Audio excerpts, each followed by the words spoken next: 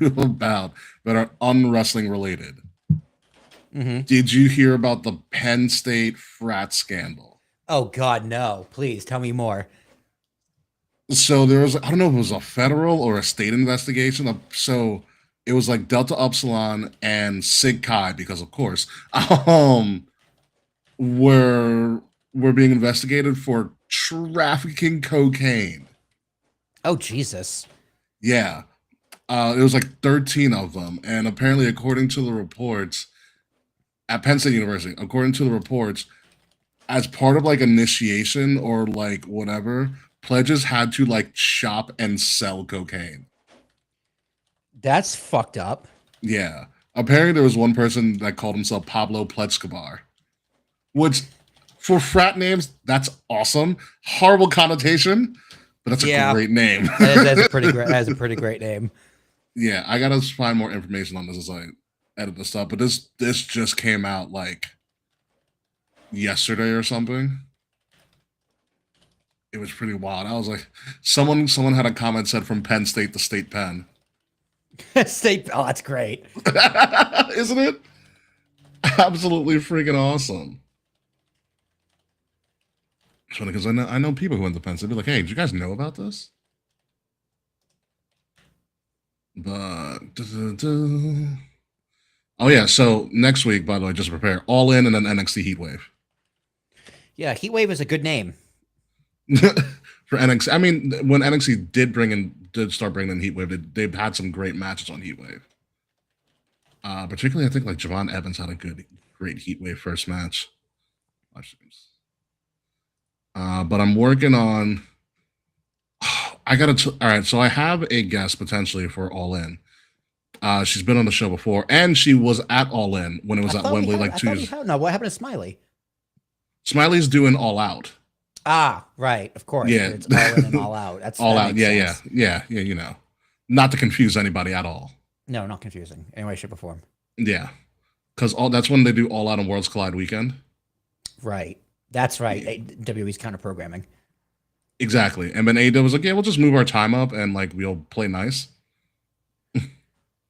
Yeah, I do like that WWE is like, okay, we're just gonna go up against you with AAA or fucking Hmm. Worlds Collide or NXT. Just like Yeah, it's honestly it's a good barometer for how like I really like the integration of AAA into Raw the past few weeks with hmm. Roman's gonna face Penta, which is great. Although I didn't realize it was on Raw in Mexico City, not like a AAA show. That is, I think the only, Oh, I think that is the only mistake gotcha. um in this cross promotion. But I'm like, yeah, dude, it's a good way to reintroduce Ray Phoenix to your audience and build the brand. And because WWE wants to be that global property, I'm like, yeah, no, this is a very good way to do it by mixing them on Raw and then making people go watch the YouTube or whatever. Yeah, I mean AAA ever since going to YouTube and Undertaker being the head booker, they've been killing it with like Yeah. storylines. Like WWE is kind of made in like colonies all over the world, um, Hmm. which has its pros and cons because they're kind of monopolizing the business in a sense. It's like it's a monopoly through partnerships, not through ownership. Through acquisition, yeah. Yeah, it's partnerships, not acquisitions. So it's like, hey, we're giving you resources and money, but that means we have power and control without owning you legally. Yeah, it's like it's the same thing AEW did or has was doing.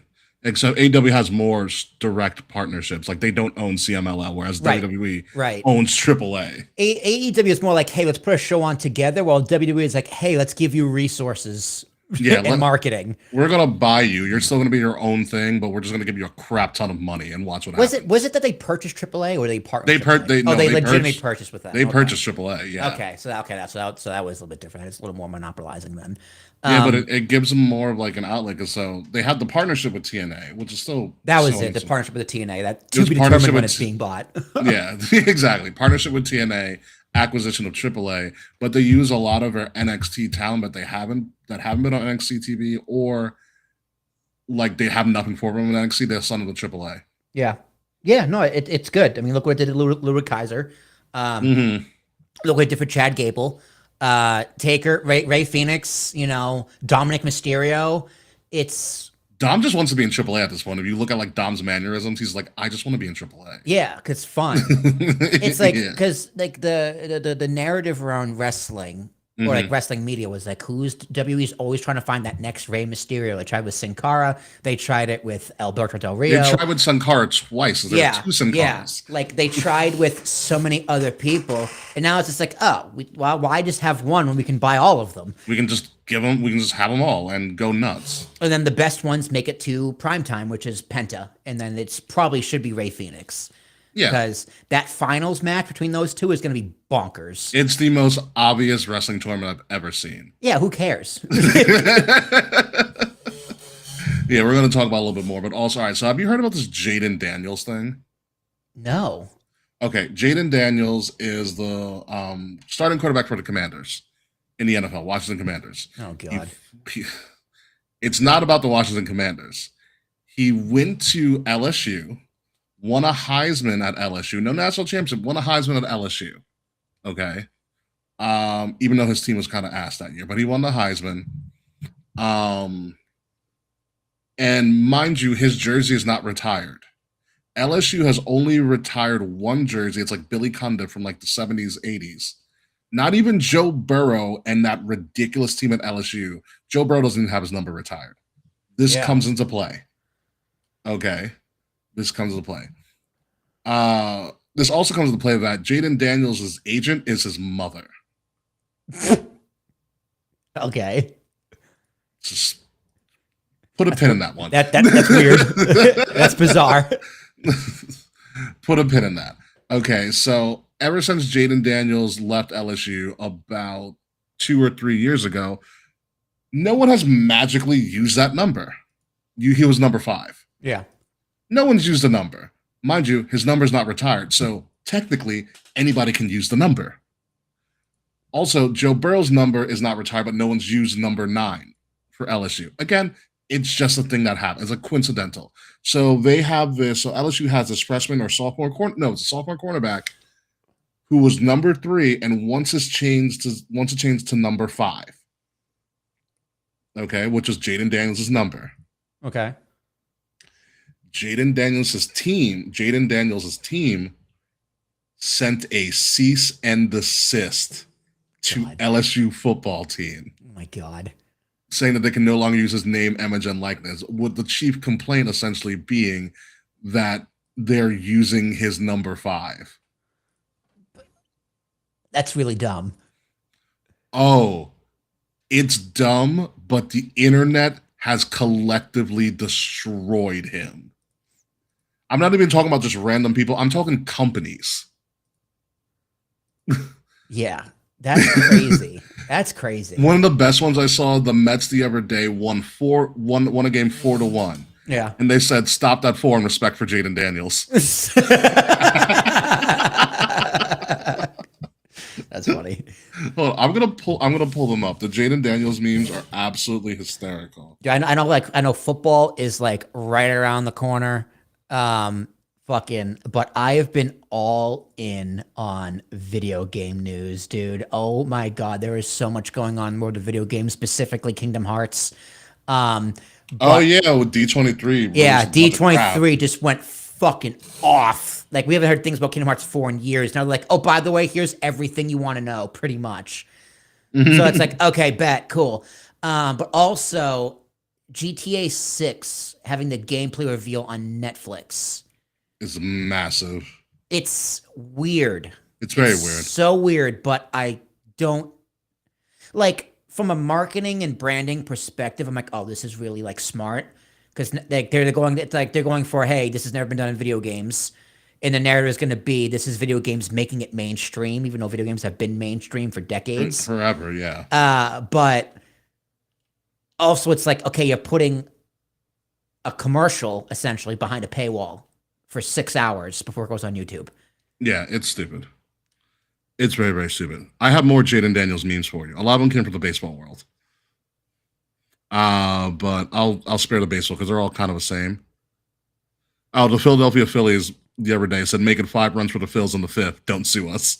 Don't sue us. That's funny. What was it? Let me see. Saratoga Racetrack said, out of respect for Jaden Daniels, we will no longer be using post 5 on the starting gate at Saratoga Racecourse. University of Columbia football, out of respect for Jaden Daniels, we have removed the 5-yard line from our field. Oh my God. Oh, it gets better. StubHub. StubHub. Effective immediately, we will no longer offer tickets in groups of 5. Out of respect, out of, out of respect for Jaden Daniels, we're only doing 4 or 6 plus. Thank you for your understanding. You know what Subway should have done? We're doing the $5 foot long for the next 5 days. Fuck you, sue me. Oh, which one's better? Someone says breaking. Hurricane categories have been changed to category 1, 2, 3, 4, and 6 to allow Jaden Daniels his rights to number 5. Yeah, dude, you can't copyright a number. That's not how that works. Oh man, I remember someone tweeted they said he's at the 40, the 35, the 30, the 25, the 20, the 10, the Jaden Daniels touchdown. That's amazing. That is amazing. Yeah, no, he's getting destroyed. Like one that said, 5 guys has changed their name to 4 guys out of respect for Jaden Daniels. 4 guys and a burger. Oh, did I lose you? No, I'm here. I think I just... Or I said 5. That's okay, 4 guys and a burger. For a second. Yeah, someone said 5 below is changing to 4 below. 4 below. Mm-hmm. What's another one?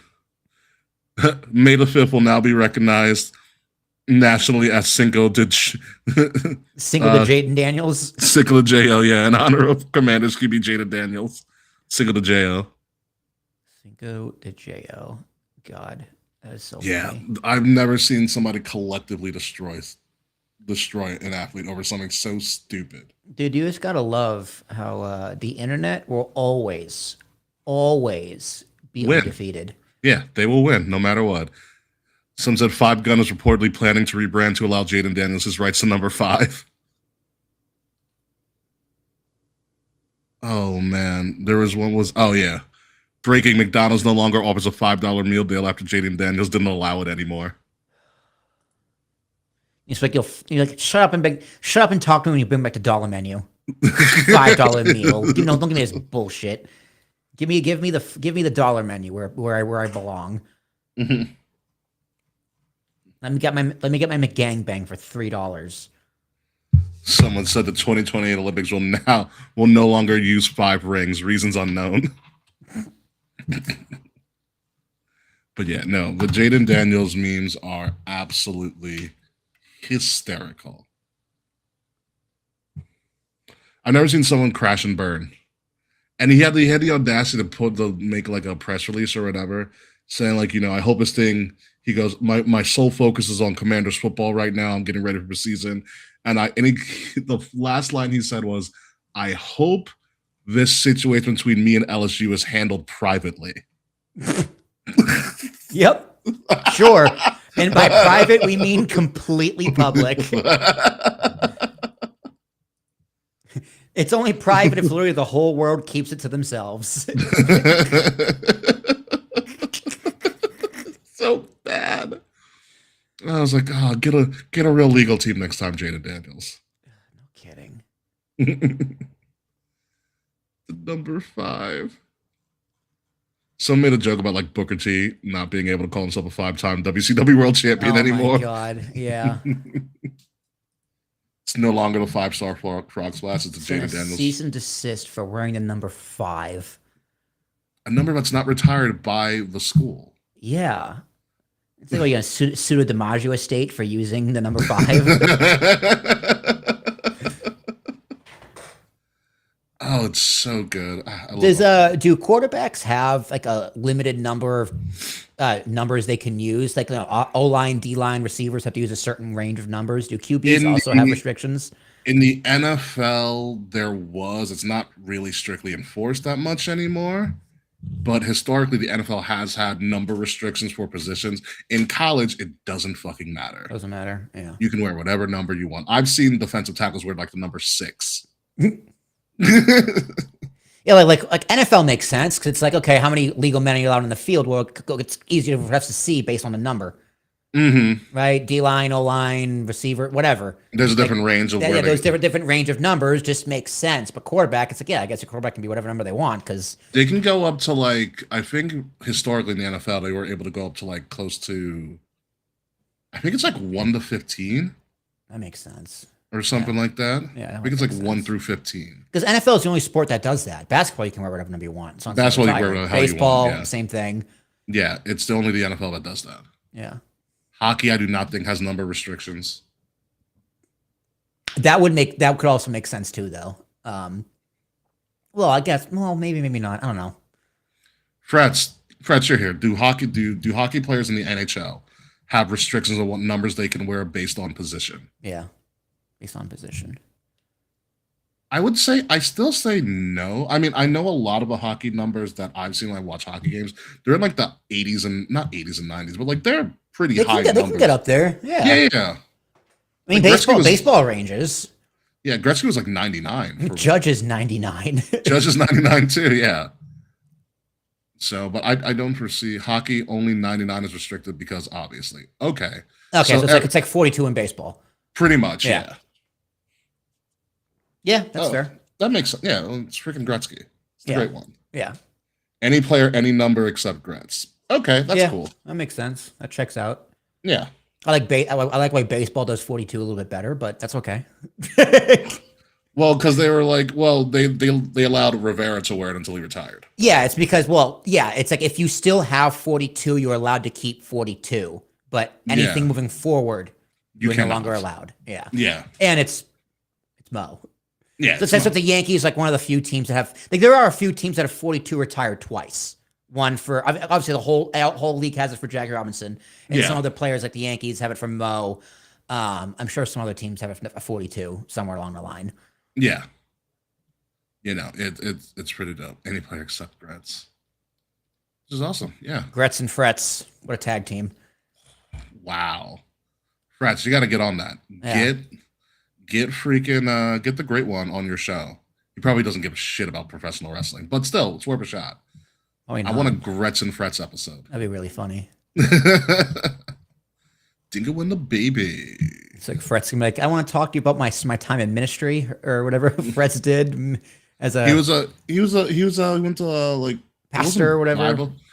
Bible study. It wasn't Bible. No, he went to a religious college. Seminary. Was it seminary? It was not seminary. Yeah, because it's one of those. It's one of those eminary terms that Fret's. Well, no, seminary is like you go to school to become a pastor. Yeah. Depending on the religion, and whatnot, but it was essentially Fretsky. Fretsky.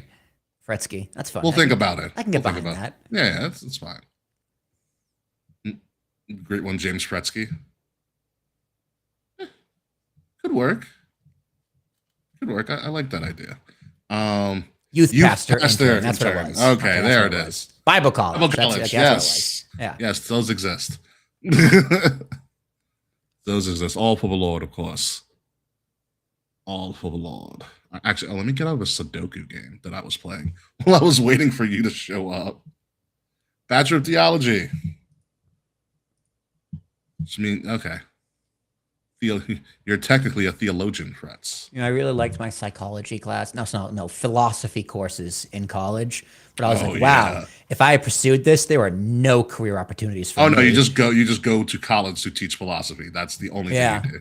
Well, it's like, unless you honestly, unless you paired it as a double major with another good major, like a business major. You can go far. Especially nowadays, behavioral economics degrees go a lot further than just your standard economics degree. Yeah, behavioral economics. Behavioral economics, you gotta understand how the consumer thinks about your product. Yeah, you pair with behavioral psych, you're good to go. That too. Yeah. Like Jazz has her master's in behavioral economics. Now she's in fucking MBA school for whatever the fuck she's gonna do with it. Get a master's in business. Yeah, she got her MBA. She started at Berkeley a few weeks ago. Oh, it's like UC Berkeley, right? UC Berkeley. Yeah, it's all online. So Gotta love it. Good for her. She's the smart one in this family. You're just along for the ride. Pretty much. I'm like, yeah, Jazz, I make money talking to people about money. It's funny how that works. Yeah, right? At home in this sweaty room. Yep. Can't wait to turn the AC on after this. And whatnot. Speaking of which, let's get the show on the road. Probably gonna be a short show because we can have a big show probably next week. Plus, AEW has actually been really good. They did their Grand Slam Mexico in Arena Mexico last week. That was a freaking awesome crowd. It was a glorified house show, but it was really freaking good. That's fine. Glorified house shows are great. Well, because it was just like a lot of multi-man matches, but so like everybody got seen. Yeah. So it was, and that crowd was just hot. Wrestling's pretty good right now. I mean, WWE is still a little flat, but we'll get into it. AEW is doing real. I mean, their build to All In is doing really good. Yeah, that's just their build to All In is good. But we can talk about all of that next week with either one or two guests. Who knows? Because like, if we can snag Jermaine, fuck yeah. I don't know how we do it, but we'll figure it out. Yeah, because it's what 4 hours ahead at least. Six. Yeah. Yeah, I don't want to keep him up too long. We'll figure it out. Well, I guess what time are you and Kay done with work? I'm done at 5, but we would get on and like I'll talk to Jermaine. Yeah. Depending on our number guests. If I get off at 5 and we start like a special start time of like 6. Yeah, 5:36. I mean, you work at home too. Yeah, and Kay's technically not working currently. Yeah, I work for myself, so I can stop working whenever I want. Exactly. So we did like a 6 o'clock show, run the aid. Hopefully he's not up too late to like what 2 in the morning. Or he's here for as long as he's here, and he's like, "Bro, I'm tired. I'm going to bed." You go, "Okay, yeah, peace, deuces." Yeah, we'll figure it out. So yeah, we'll figure it out for next week. But this week we're going to talk about some of the interesting things going on in the storylines of pro wrestling, specifically in WWE. Oh yeah, by the way, there's another Wayne's brother, Bloodline member that showed up. I did see that, Zilla. He's really nice in person. I met him at Comic-Con 2 years ago. Or whatever. But anyway, we'll talk about all that in just about 3 minutes. We're here at Kings of Rings Podcast, episode 452, coming at you real soon.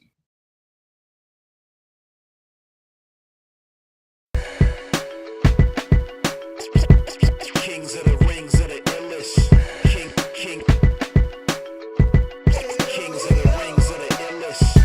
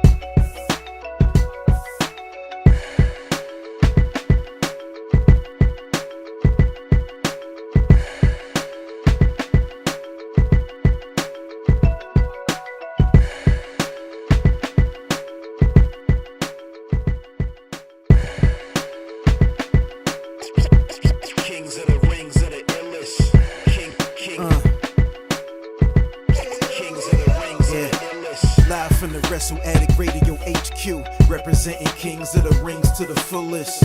King Ricky made the hot tag to Willie T. And out of nowhere, like Randy gets the Queen Bee. K-Fay, brother, 400 plus in the bag, like money in the bank, brother. See, when they pod, it's the opposite of common. Look at the comments. Crowned it a certified top 10. You heard? Kings of the Rings pod. Throw up a too sweet when you see the squad. Like a chop in a, I know you feel it. Kings of the Rings are the illest. Kings of the Rings are the illest. Kings of the Rings are the illest.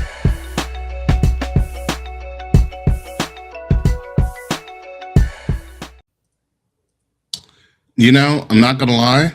I think Taquan may have given us the show title already.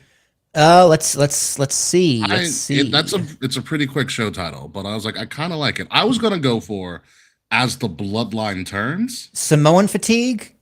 But yeah, that one sounds really good. Can you just do like in parentheses pew pew? You know what? I was thinking about adding pew pew somehow. Because the pew pew pew, I'm like, okay.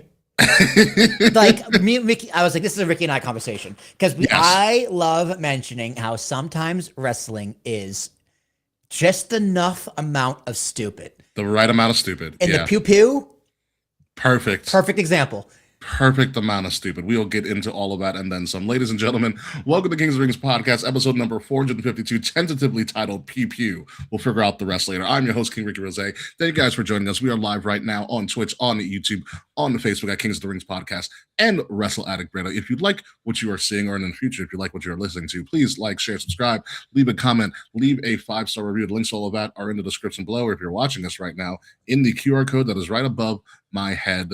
Right over there. Good pointing, Will. Good job. Speaking of Will, ladies and gentlemen, with me, as always, my Mayo mate, Mr. 8.5 by 11, the founder, the proprietor, the unseasoned one himself. That's a new one, Will Tarashak. How are you? Ooh, I like my chicken with no seasoning, only butter. The only thing that goes in my chicken is butter. You probably don't even wash your chicken either. Not It's even disgusting. garlic butter. No, I don't cook the chicken. I just eat it. And it's very seasoned. Let me tell you, garlic butter, mwah, chef's kiss. Garlic butter is amazing. Put it on bagels. It's so fantastic. Garlic butter is great. Have you ever put butter on a Pop-Tart? No, I have not. Try it. I maybe one of these. I'm not One of that these poor days. yet, but I'll try. Yeah, fair enough. Yeah, but dude, I'm doing good. Things are moving. Got this fucking thing on my finger now forever. Yeah, isn't and that ever. crazy? Yeah, look at Yeah, that. so yeah, I went and got married last week, so that was fun.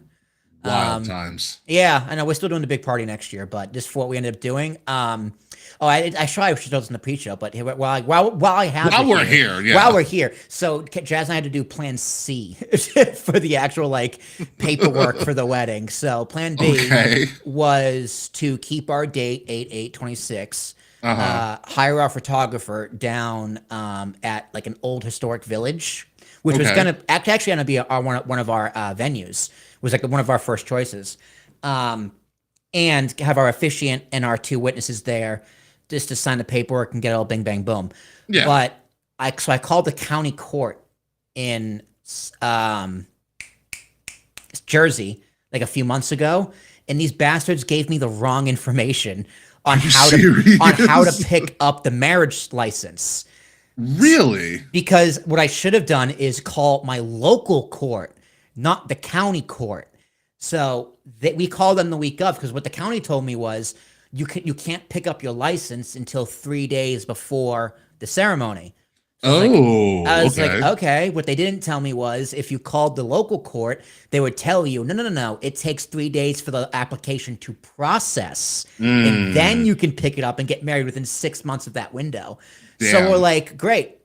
That's just enough time to not make it. So we kept our day 8/8/26 at the Smithville Village. Did all of our photos. It was just the 2 of us. A very nice day. It was actually really nice. She sent us some of the the mock photos, and she did an amazing job. So very excited to see those photos. And then so Jazz looked it up, like what's it like getting married in Delaware? Because we're going to Rehoboth Beach for the week. Tax free. Yeah. So she's like, so I called the courthouse. They're like, yeah, you can come in on Monday. It takes 24 hours to process. When do you want to get married? I'm like, Wednesday. She's like, let me look. 2:00, done. So we literally Nice. went in. I paid I paid this stupid fees that I got to pay to get the licenses and everything. They're Yeah. like, do you need a witness or do you need us to provide that? I'm like, if you guys can bring witnesses and the officiant, even better. Yeah. So just that was it. We walked in, 5 minute ceremony, took a few pictures and left. It was great. Yeah. That's how Save marriages so much should money. be. It's nice and easy. And then next year is the big party with Ricky, you're still my groomsman, so I'm gonna do the whole ceremony, all the nonsense, speeches. I'm gonna dance with my mom and we're gonna get drunk. It's gonna be great. Yeah, I mean, So- pretty much that happened to one of my other friends. It was a wedding, it was like 4 or 5 years ago at this point. They did it in Philly, which is a great wedding venue in the middle of Philly. Actually, I've been to 2 weddings there. But they got married a year before the ceremony. It was only because the husband got like hurt, like physically hurt, Oh God. and yeah, and so to get on his wife's insurance, they got married. Ah, okay. So that's what they did. essentially They did a little bit of speed run. Yeah, that's what it did. Yeah, Yeah, it was that's a bit of not a too speed run, uncommon. Like but- I know Nash and his wife got they signed the paperwork a few months before the actual ceremony. It's not because it can be a big pain in the ass because depending on where you live and where you are getting married, you have to follow the jurisdiction. Because what Yes. we would have had to do is, if we did get married in Jersey, on the way back, drop off the paperwork at the local courthouse where the ceremony was being taken place. Yeah. So, or our officiant could have mailed it in, and we were like, it's on our way home. We'll do it. Don't worry about it. Yeah, when I'm the officiant, I usually take care of the license. Yeah. Usually, Yeah, it's part of your duties. Yeah, it's part of my duty. Because I'll be like after ceremony's over, I'll be like, come here. If I need to sign something, like in Georgia, they didn't really have to sign anything. I just had to sign it, and they were good to go. But like in New York, you have to get everybody's got to sign. Yeah. And whatnot. So like after the wedding I did in upstate New York, I was just like, hey, where are your witnesses? Come here right now. Like sign this, let's get this over with. I'll take care of the rest.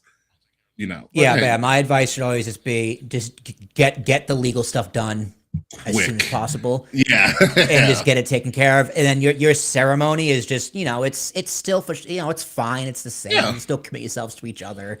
Marriage is whatever you want it to be. Exactly. of And your anniversary is whatever you want it to be, essentially, too.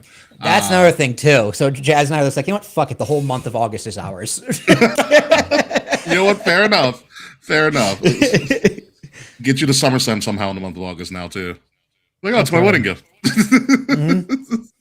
And My whatnot. anniversary gift to me. Exactly. All right, so let's move on and talk about some actual wrestling that's going on since the last time we've been around for 2 weeks or so, like that. And the Bloodline saga continues as our top story today. So, pretty much the last time we were around, Solo was like, hey, I don't want to join the families. I don't want to rejoin the family. Screw the family. Roman's like, bring me Solo. And Solo's like, no. Jey Uso's like, I'm going to shoot you. And Solo's like, pew, pew, pew, pew, pew. Essentially is what the storyline goes. And then last week on Raw, Jey beat Solo. And the agreement was the Usos then had to bring Solo to Roman to rejoin the family. By the way, sidebar real quick, my father was in town last week, and he came over with one of his childhood friends on Monday night or whatever. Like, oh, we're just gonna come and chill. Did you have dinner? I was like, yeah, I ate already. Blah blah. So they came and chilled and talked to me because we're the entire family was around for a gathering over this past weekend and stuff. And so one of his good friends from his childhood was with him, and he saw all of my belts. And he was like, oh my God, I love wrestling. They came around 7, by the way. And I was like, oh yeah, Raw's coming on right now. So I got my father to watch Raw with me. How was that? Oh, he's fascinated by it. My father has taken me Right. to wrestling events when I was growing up. Like I went to the SummerSlam when HBK returned. In 02? With the street fight. Because That was at the Coliseum. Coliseum. It was a Coliseum. There was the opener was Rey Mysterio and Kurt Angle. Yep. That was a great show. Yeah, it was a really good show. Michael's return with Triple H in the unsanctioned match, and then Brock beating Rock to become the champion for the first time, and us booing the crap out of Rock so much that he left for Hollywood and never really came back full time. What a time. So, yeah, what a freaking event. So yeah, my dad and my dad's friend and me, I was like, "You'll like Obafemi." He's like, "Who's Obafemi?" So in like Wait. in a yeah, in a he saw Oba on that Raw. We'll talk about that. But I actually like took 15 minutes out of Raw, and I showed him Brock versus Oba 1 Oh at yeah, WrestleMania. of course. My dad is fascinated by wrestling. He's like, they say it's like fake. He's like, but I'm. He goes like, it's difficult for me to find what's fake about this, and I'm like, exactly. Well, just punches and kicks. Yeah, everything else slams to the ground. Yeah, those hurt. I would also say submission moves. They some of them don't look like they hurt. Some of them do. Some of them do not. Yes, that's very true. By the way, Taquan is saying now that his conscience kicking in, we shouldn't use Simone fatigue because it's a play on a conservative narrative. But what about whose bloodline is it anyways? Which I do like. That's pretty good. That is very, very good. But yeah, back to this. Sorry. So they play up this whole thing about Solo going back to the family, and the Usos are all hype, and Jay with his character changes galore. My So lord. many. So Yeah, many. I was like, pick a personality, Jey Uso.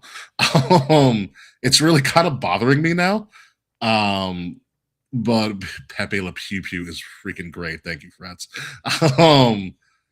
And so Roman pretty much belittles Solo, blah blah blah blah.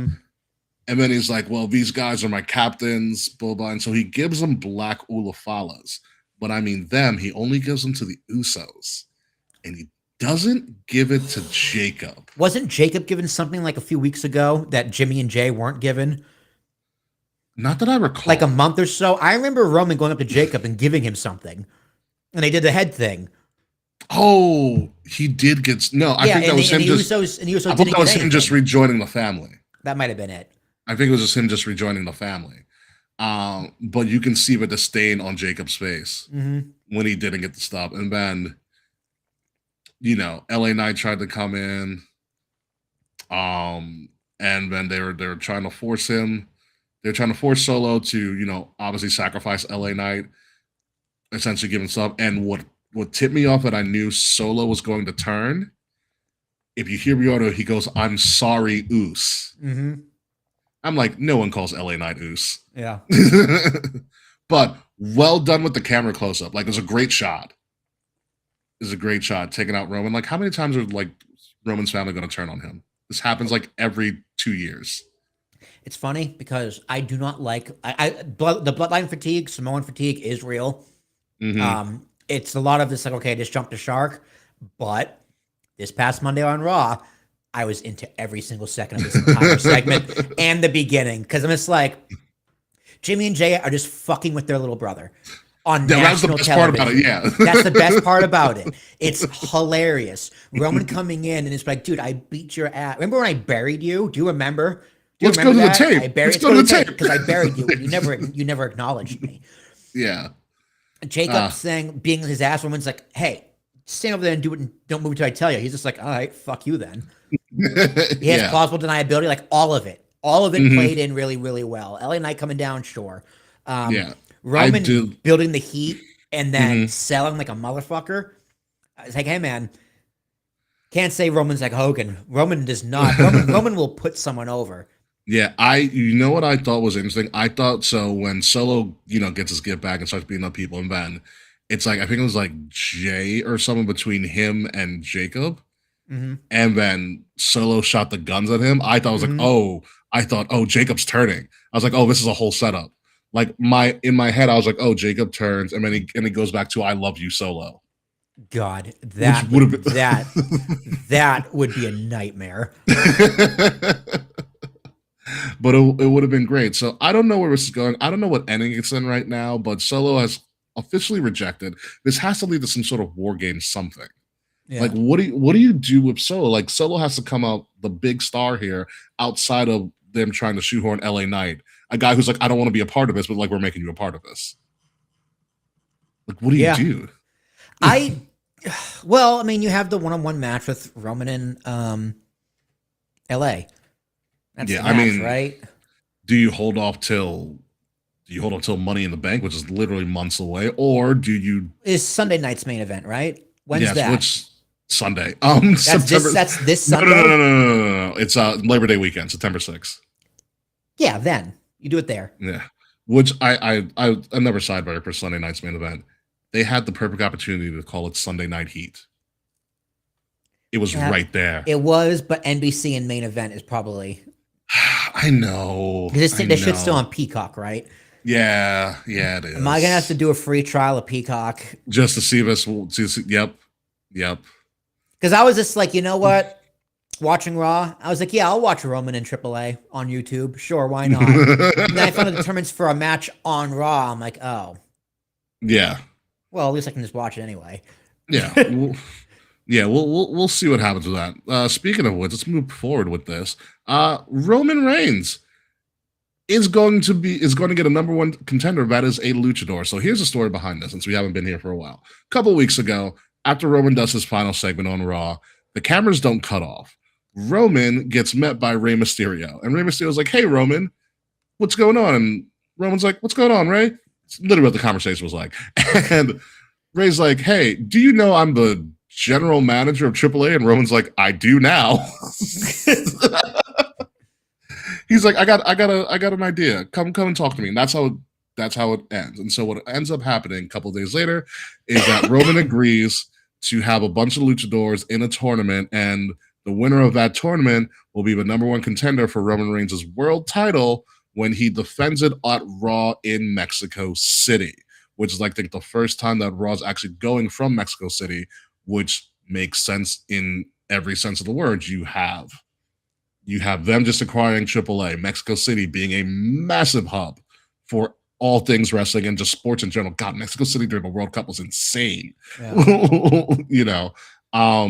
You have the fact that this further pushes the AAA and WWE working relationship, even though WWE has AAA, on top of the fact that AEW has CMLL. Like, it's interesting to me that I think the most interesting parts of WWE and AEW are actually in Mexico at this point.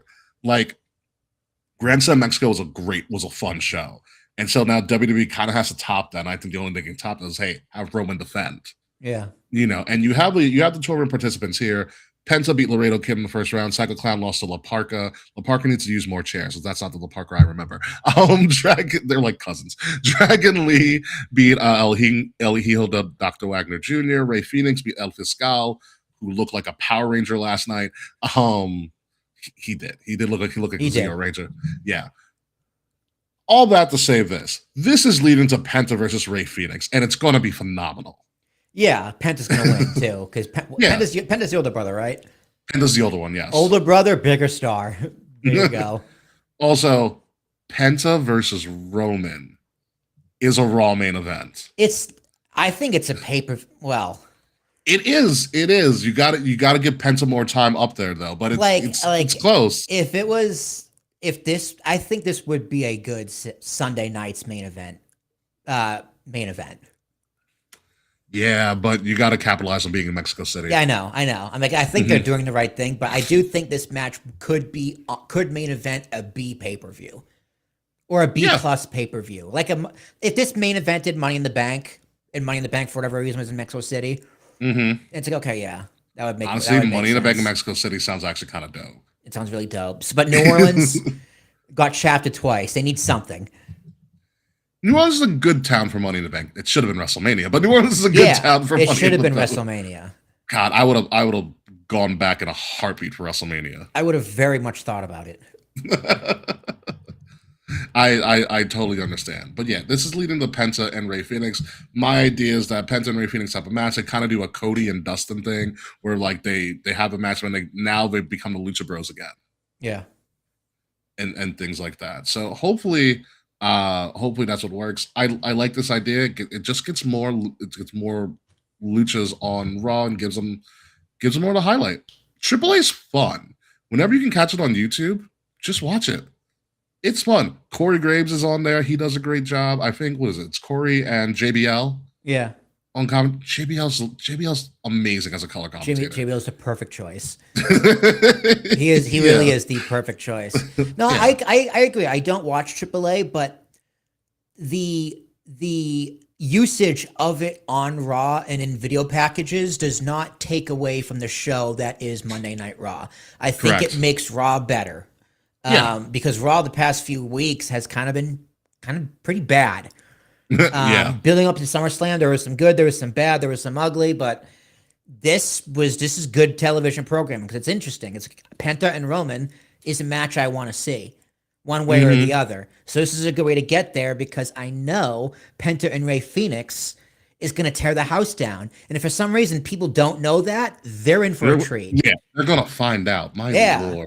Like this is actually one of the things WWE is doing very right. I think it's one of the things the company does as a really right in general, which is they are going above and beyond for their international fans. They are doing a very good job at being a global brand and a global company. It kind of sucks they like to fuck us over, us Americans, but but the shows are better overseas, and it's, I think, really cool and good business for them to expand their market. If there's one positive about the TKO acquisition of WWE, it is their expansion of the global market. Yeah, their global expansion is. They're doing a really good job. It's incredible, honestly. It really is. How they can do it and expand. Like the European tour a couple of years ago, like when John Cena turned heel, was unreal. Yeah, you know, them expanding more into Mexico. Like they don't. I honestly believe they don't do enough in Mexico, and now they do a crap ton of Mexico. You know, well, Mexico City specifically is also hard a dangerous place. Yeah, and also I think it's also the issues with AAA and CMLL, so it's probably hard to book. Yeah, as well. So, but I like it, and I want to see more of it. But moving along to oh boy, CM Punk and Kevin Owens just tried to tear each other down, and it got to the point when you're listening to this and listening to just go jab for about 20 or so minutes. Yeah. It's either like this is real, like this is work, this is a work shoot, but this is not a work. You know, like it was kind of testy because if you know the lore of it, this is just a beef that happened at Ring of Honor like one night. That's what I mean. That's what I'm like. Yeah. like I'm kind of on CM Punk's side. I'm like, really, Kev? That's it. That's it. You just don't like that I yelled at you in a locker room 20 years. That's it. Oh, and I pissed off your friends. Okay, like that's it. That's it. Mm-hmm.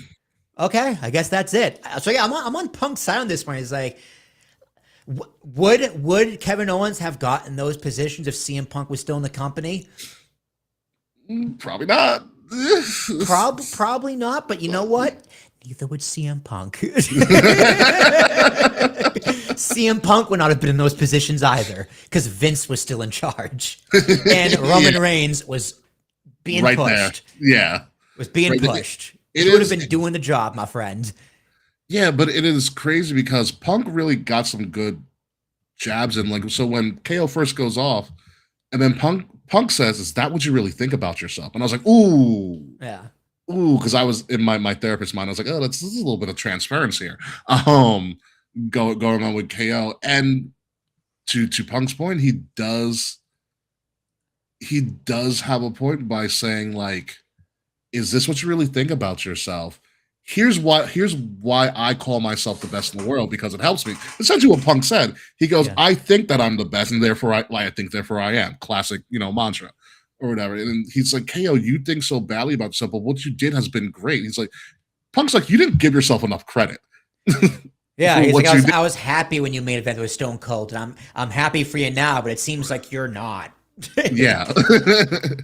But from KO's perspective too, KO, the only reason KO's in WWE, and I guess he didn't allow them to use it, is because Triple H lobbied for him backstage. Yes. They were ready to fire him at the drop of a hat. And Triple H guided him through WWE to grant him staying power. Yeah. Which again, I'm surprised they didn't allow Punk to mention that. Because it's pretty well known. Yeah, you think Triple H wants some good PR right now. It's for real.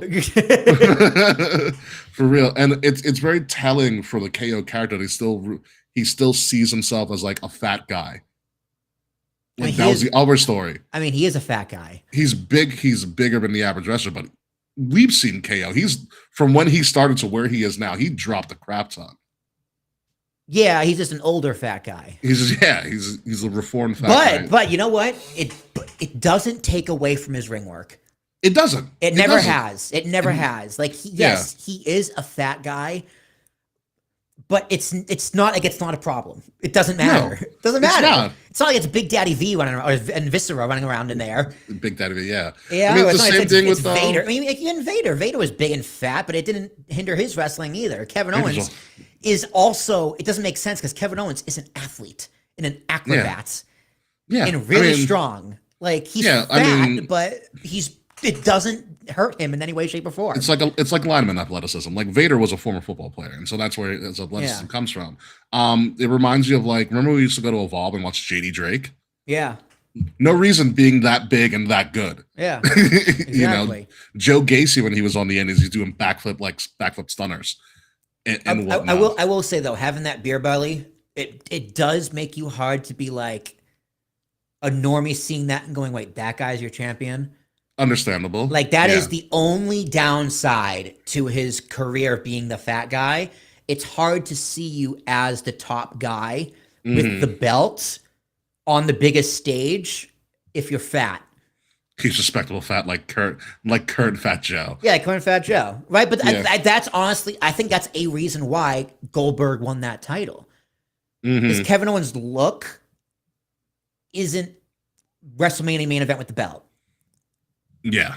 But going jab for jab with Stone Cold and doing like a fist fight. Yeah. Yeah. Him and a tag team with his best friend going up against twins and the hottest story going in the past decade. Yeah. Yeah. It makes being fat doesn't hurt you there. No. And the only really like very large person or fat person that was a WWE champion was Yokozuna. Yeah. But he was like an attraction because he was so big. Yeah, he was a sumo wrestler. That was his Samoan sumo wrestler. Yeah. And whatnot. So it's interesting to see how long they drag was out because this was a long back and forth. It was a 16-minute segment. Yeah. Including entrances. Yeah, it was a long back and forth. When KO was like, "I gotta sit back, your breath stinks." It's funny because I was like, Punk's about to say it in 3, 2. Oh shit, Kevin said it.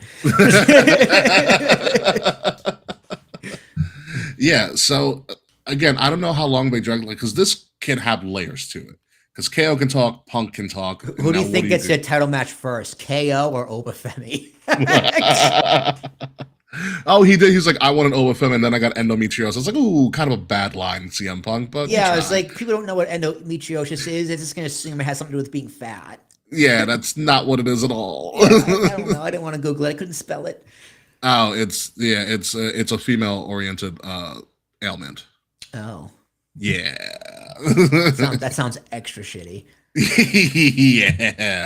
Yeah. I unfortunately know a couple people who suffer from endometriosis. It's not fun. Not fun at all. But yeah, this can have layers. Again, this is one of the things for WWE now that they don't have a PLE next month. Because Money in the Bank's the next one. There's nothing for September. They are forced to get creative. Yeah. With a bunch of stuff. You can't rely on like, we can clear this up. They have essentially another month and a half to build to something. Yeah. With Saturday Night's main event being your stopgap.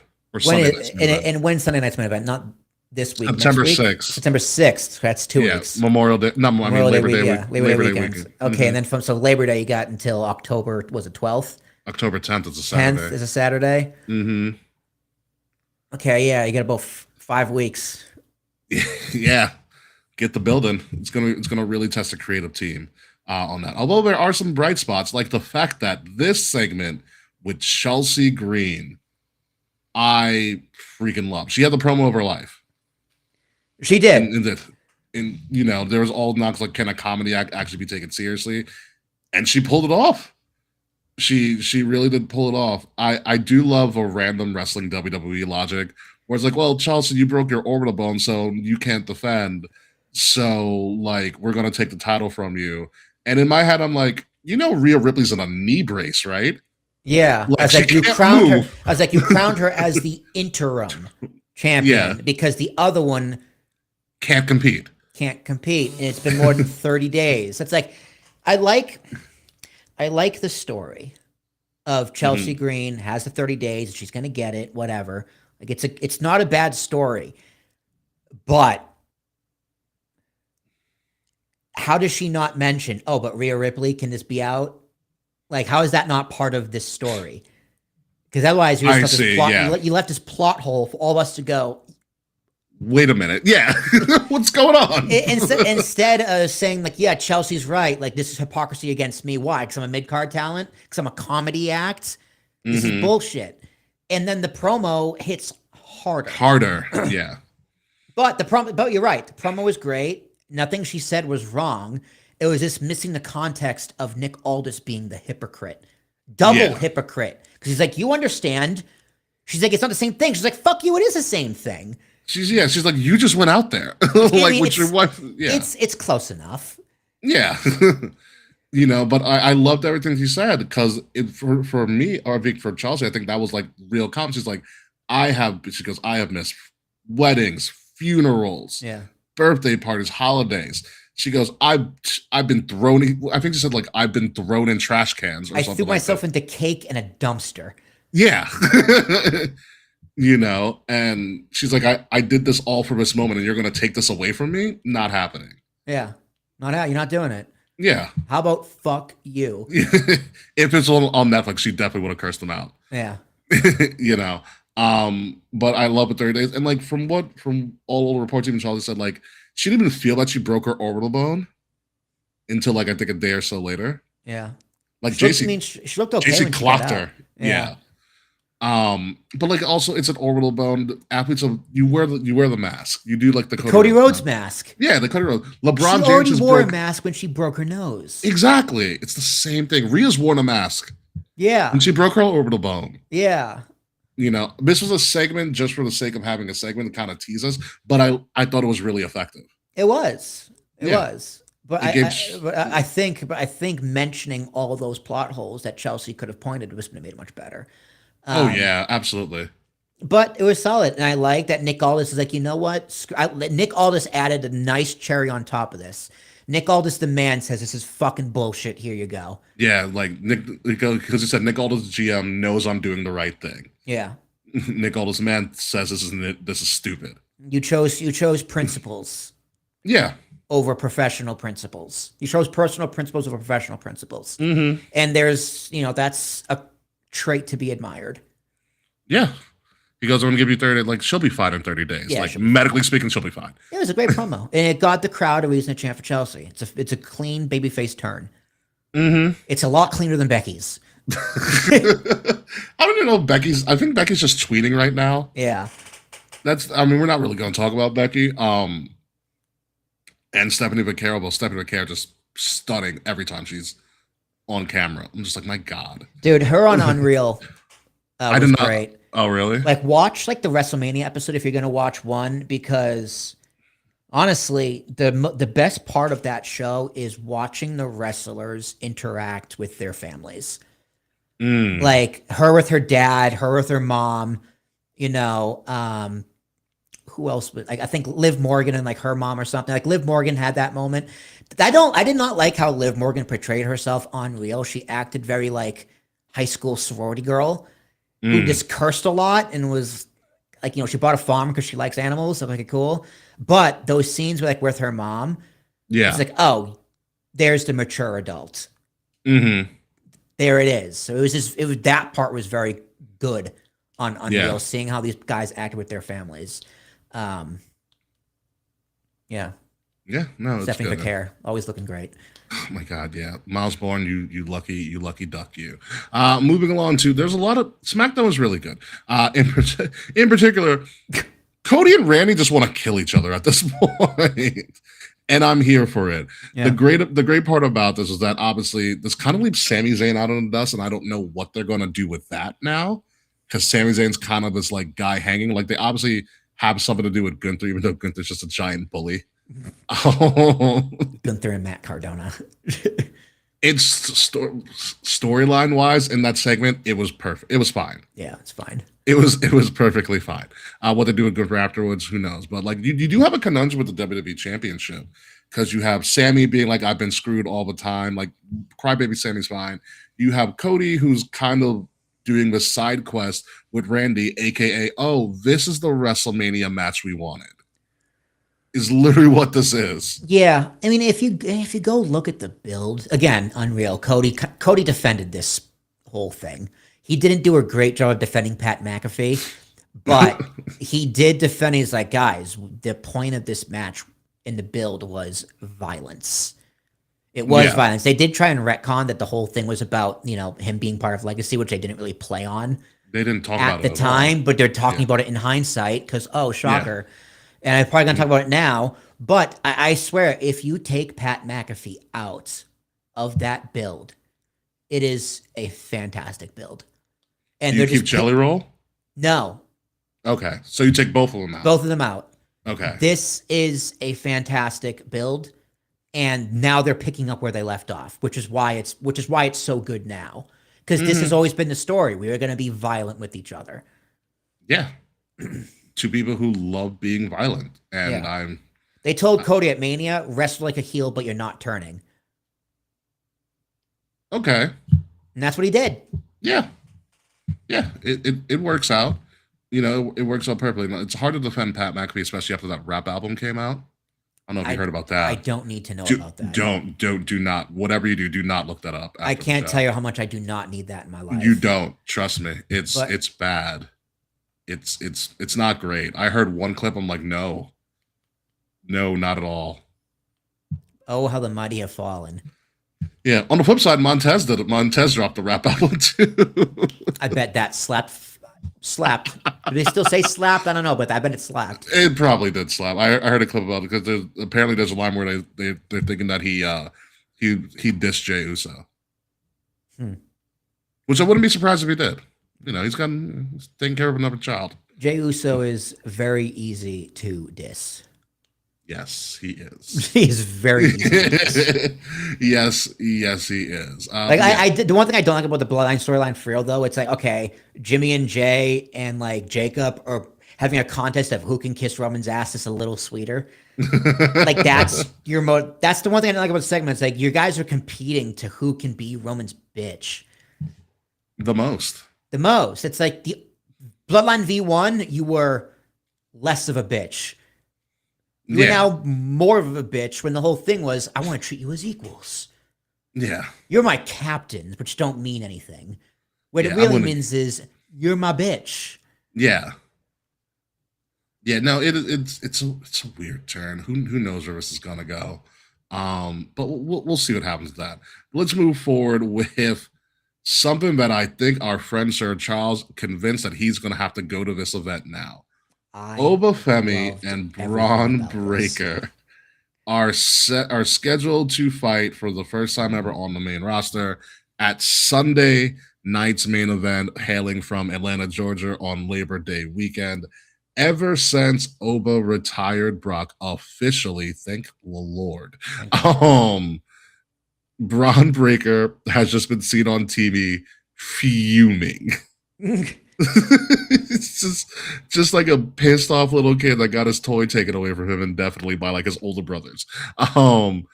He's tried to ask Paul, who's the future of the business? Do you respect me? And Paul's perfectly like non-committal in all of his commentary towards Braun Breaker. Braun Breaker doesn't really want to be around the Vision anymore. No, it's blatantly obvious. He's like, get me out of this. He's Maxine in theory keep kissing all the time. This shit is cursed. I want out. I am fucking someone's ahead of me in this race. I don't fucking like it. The Untold was about me, how I'm the future. Yeah, and he's just an angry SOB at the moment, and him and Oba have kind of been jarring at each other a little bit, more so because Braun wants to get his spot back essentially. Yeah, and I love how this segment came together. It was great. where they're both in the ring. Paul comes out of nowhere, and they're like, "What the hell? What are we doing now?" And Paul's like, "You're gonna fight now? Yeah. Why?" Why? Well, he's like his whole point was like, let me teach you something about being a The- main eventer. Also about the business as a whole. He goes, Yeah. "We don't answer to them. We answer to shareholders and the stock market." Yeah, and I was just like, well, yeah, well, thanks. We know. You know, if we're going to make money, we're going to do it on a bigger stage, not Buffalo, which I get. No, I mean, I took that as not Monday Night Raw. The Exactly. whole thing was you don't give it away. That's why Stone Cold walked out in the first place. You don't give a match like this away for free on TV. Are Correct. you stupid? Yes, don't pull a WCW. Yeah, and like the bigger the stage, the bigger the moments, Exactly. and the higher you rise. Mm-hmm. Oh my god! And he's That's how like, wrestling works, Ricky. Did you know that? Your goal should be to not wrestle on Raw. exactly. Pull the Brock Lesnar. What I liked about this is I feel, and he doesn't need it, but I feel Paul's riding with Oba for a long time. I do too, but do you think Oba is ready for a heel turn? I don't know if Oba's I don't know if it's a heel turn. But here's the thing: I can't see Paul Heyman doing well with a babyface. Well, what if Oba's just like an ass kicking machine like Brock was? Like Brock was not a face or a heel for a while. I guess, but Oba can talk. Oba don't need Braun. That's true. Oba don't need Paul. Sorry. Oh yeah, I I get mean, Braun Breaker kind of needs Paul. it. Kind of. Yeah, you know what? Because Braun Breaker's character is very pressured. Like his speech is really pressured. Yeah, like he's So- like a high 6.5 promo in my mind. Yeah, He's where- very close to being a 7. He's just a little where too. Paul- Yeah, exactly. Exactly. But it's one of those things because like he goaded Braun Breaker. It's like it's going to be in your hometown. Yeah. You're going to have the advantage. I was like, Yep. Paul, come on, Paul. You know that's not how wrestling works. I'm not gonna laugh though when I watched this very early this morning. When I saw Paul Heyman shake Oba Femi's hand and then come out the ring and go, "It's just good business." This I laughed so loud. I'm like, hey, it's fucking Paul Heyman, dude. because that's Paul. That's Paul in a nutshell. That's Paul in a nutshell. He's like, no matter what, I win. But I did love the facial expression because Braun thought Paul was that with Paul's him. always going to be on his side. Yeah. And Braun doesn't understand. Like Paul made the comment, like someone here in this ring is not doing good business, looking at Oba when it's actually directed at Braun Breaker. Yeah, I thought that was directed at Braun Breaker immediately. Yeah, but he looked away at Oba. He looked at Oba. Mhm. I thought he was going to go, and it's not Oba. One of those lines. Yeah, I and mean, so because from in Paul's defense, though, he's like, yeah, this guy just took out my breadwinner for the past 20 years. The yeah, job is open. exactly. But yeah, Braun Breaker's look of just being upset that Paul shook Oba's hand. Yeah, confused. You didn't know if he was more confused or hurt. Yeah, yeah. And I was like, oh, Paul's screwing Braun Breaker over. But you never know with Paul, because it was really funny. I was talking to Charles about this because you know how Paul Heyman's like, oh yeah, it's going to be in Atlanta, your hometown, and Charles was like, Atlanta's a really black town. I don't know about hometown for Braun Breaker. It's true. Atlanta is a very predominantly African American town. So yeah, it's going to be a big Oba celebration that night at Sunday night's main event. Yeah. One thing though, What? when Oba comes down for like a promo in a Mhm. very tense situation like this, don't do the strut. Oh, you want to do like straight walk? Just to straight the- walk. Mhm. Like match always. You come Sure. out first always. Yeah. But if the tone is it's my serious game face in a promo, or I'm just gonna go whip your ass, don't do the strut. Gotcha. Let the fans do it. Yeah. Because I was just like, he kind of looks ridiculous doing the strut for this kind of It's- segment. Do you remember that? Do you remember that time in NXT, like right before Rhea got called up, where they're doing a beatdown segment on Rhea's partner, and Rhea came in out there and did the stomp. did the stomp. People are like, your partner's getting their ass kicked. Like, what are you doing? She should just one time do it again. On the main shit, just like in a big moment too. Like it's like a Saturday Night's main event. She just comes out and like Io's getting beat up. She just comes out and does the stomp and then goes down. Or it'd be a house show. It'd be a house show. House show would be hilarious. At the MSG Christmas show. Oh yeah, that's my gift to all you marks. Rhea Ripley stomps while her partner's getting beat. But yeah, this is, I mean, Sunday night's main event, if this is going to headline to be a marquee match, it's going to be a good one to watch. It's a match you need to watch. Absolutely. It's the future of WWE, essentially. But here's another thing. I'm like, hold on. Hmm?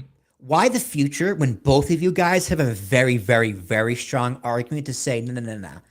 We're now. It's true. It's like, why are you guys both fighting for future when you should be fighting for now? Yeah. You're here now. Why wait? What are you waiting for? Go get it. Yeah. Speaking of future and now, have you seen Bronson Reed's latest photo? Looks scary. He's on GLP-2 at this point. Like, goodness gracious. Yeah. He's like, I'm never getting injured again. Because remember, he broke his ankle too. Was it the ankle that he broke? It was like when he jumped at the first War Games he was in. Oh yeah, he jumped off and like broke his ankle. Yeah, and then he came back, and a few months later tore his tricep or bicep. Mm-hmm. I would love for him to be involved in the bloodline angle against Roman. Again, tribal thieving. Yeah, I love the tribal thief gimmick. He's Hawaiian though, right? Not Samoan. I believe he's part of. Or is he known as New Zealand? New Zealand, so they're in like the same. Yeah, vicinity. It's not Polynesian, but it's like that kind of Pacific Islander. Culture, yeah. Yeah. But yeah, I do think Bronson Reed leaves the division, and maybe I would love for him to like tribal chief versus tribal thief. You know, I just want to see what he can do now. But he looks spent. He looks amazing in that most recent photo. I think they all need to leave division. Really. Yeah, the vision's rough. I mean, guys, like you had the right idea, but it just didn't work. God was just like, yeah. No. Sorry. I mean, I do like Maxine and Theory as a couple. Yeah, they're fine. Mm-hmm. They're fine. Because it brings back the douchey Theory that we saw in the Indies. Yeah. You're like, oh, this guy's God. Like this guy is hated, and it worked out. And then at some point he'll fire Maxine, just like he fired Priscilla Kelly. Yeah. That was a great moment on Evolve. That was so clutch. I was so glad I was there. Like this guy's such a dick. So good. God, I wish Evolve would tour like they used to. I miss Laboom so much. I know. This is the perfect indie spot. And they had tacos. Those tacos were so good. Yeah, they did. Oh, tacos were fantastic. All right, moving to more SmackDown news. The push for Fatal Influence is on. They have shot them pretty much holding all the gold outside of the women's title on SmackDown. JC Jane beat Tiffany Stratton on SmackDown to win the U.S. title due to some shenanigans and Chelsea trying to help out Tiffy, which I'm kind of okay with because that frees Tiffy to maybe, friends to enemies with Chelsea. Feud with Chelsea. Yeah. Mm-hmm. She finally turns heel. Again, thank please, God. Please. Yeah, but honestly, when you look at Fatal Influence, I was kind of annoyed by them for a lot of times. I felt like they were just was it Toxic Attraction in disguise? Yeah. Well, the last one JC Jane joined, but JC Jane grew on me. She became what she was supposed to be as the leader of the faction. She's doing fantastic work on the mic since she's been on SmackDown. She's very good. Yeah. She is very good. She came into her own. She got a boob job. I don't think she did. Did she? I thought she looked like she did. No, she did not. She's had wardrobe malfunctions in the past, so she probably has them more protected. Probably is what it is. But that whole faction is kind of working, and she's doing great. like I said, like when we went to see her at Slammiversary and she beat Masha Slamovich, Yeah. become double champ. I was like, I don't know about this, but ever since then, like her, you know what it is? It's her voice. Her voice She definitely has the perfect annoying voice. It definitely is part of it. But like I didn't watch her in NXT, right? The only time I saw her was either in person at that TNA show, or when she was called up to the main roster for whatever reason, Rumbles, whatever. And she was in last year's Rumble. Yeah, or she was in this year's Rumble, actually. Yeah, or like a Saturday Night's Main Event or whatever. I Yeah. think was she involved in the one that John Cena's last one? No, that was Sol Ruka. That was Sol Ruka? Whatever. Yeah. But every time I've seen her, I'm like, oh yeah, I know who she is. I remember her. And every time I see her, I'm like, she's gotten better and better and better. I'm like, yeah, no, she's it. She's all that in a bag of chips. Yeah, she's got her personality down packed. Like I said, her partners, which I'm Fallon Henley and I was going to say Lacey Lane. It's not Lacey Lane. I forgot. But she got the one to the right. If you're watching this, I forgot. No idea who that is. She's very pretty though. She got skyrocketed from Evolve through NXT. Like when they lost the other person. I'm totally blanking on her name too. I can see her face. When they lost the other partner, they brought her in, and she fit in a lot better with them. But listen, they're a good amount of heels. I like that they took the tags off of the Bellas.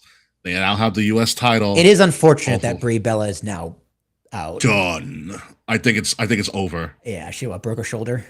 Something like that. I think she's not returning. The interesting thing about that as well is that apparently there was a segment between the Bellas and Paige they cut. They cut a lot of stuff apparently on SmackDown.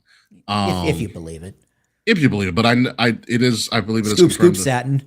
Yeah, I do believe it is confirmed that the Bella and Paige segment got cut, which kind of stinks. Because you think that's somebody you would highlight. Yeah. It's weird. I mean, listen, the SmackDown women's roster, once they get all freaking healthy, is a dangerous roster.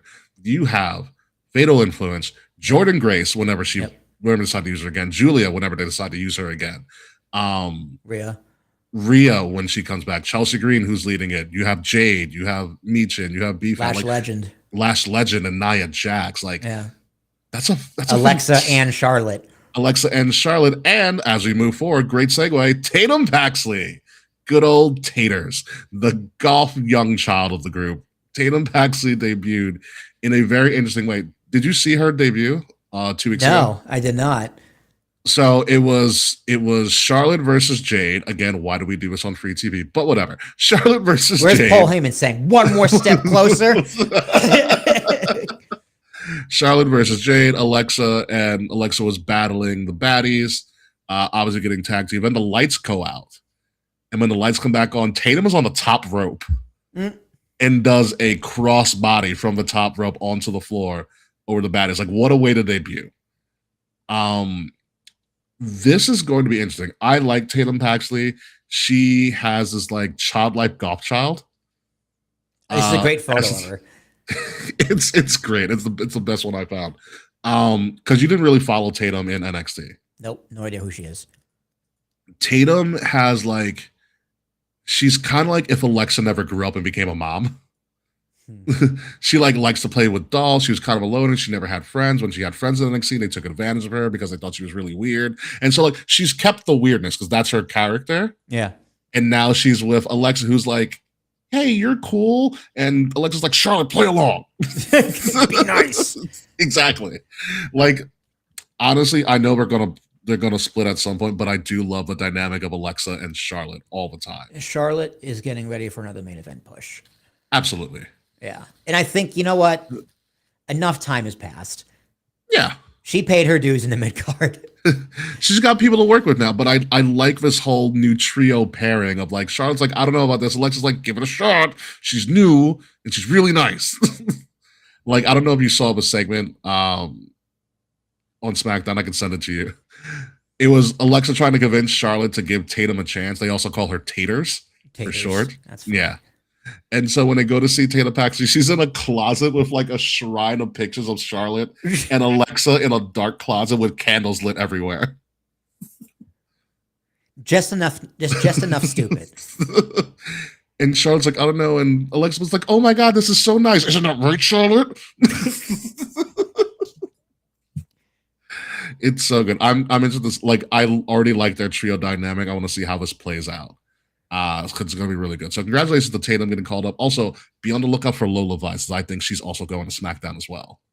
I thought she was released or something. No. She lost her first ever Underground match. She lost the Underground match. And she hasn't been seen on NXT, but that was like 2 weeks ago, which NXT is debuting right now, or NXT is on right now. And then I believe she's still dating Damian Priest, and so I believe she will debut on SmackDown. Damn, this girl's only 28. Who, Tatum? Yeah. Mm-hmm. That's crazy. Yeah.